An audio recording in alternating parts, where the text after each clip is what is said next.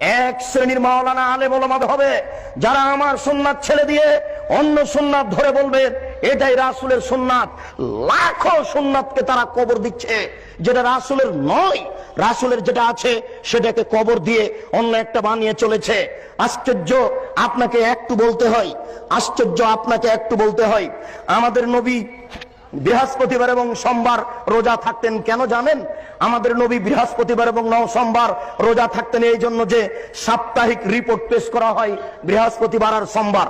আমাদের নবী মুহাম্মদ সাল্লাল্লাহু আলাইহি ওয়াসাল্লাম চাইতেন যে যখন আমার রিপোর্টটা পেশ করা হবে তখন আল্লাহ দেখুক যে আমি রোজা আছি।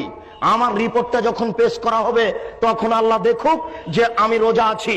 এটা তিনি চাইতেন, এই জন্য বৃহস্পতিবার সোমবার সিয়াম পালন করতেন। বুঝাতে পেরেছি কি?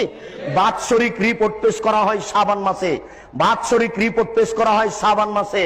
আমাদের নবী মুহাম্মদ সাল্লাল্লাহু আলাইহি ওয়াসাল্লামের জানা ছিল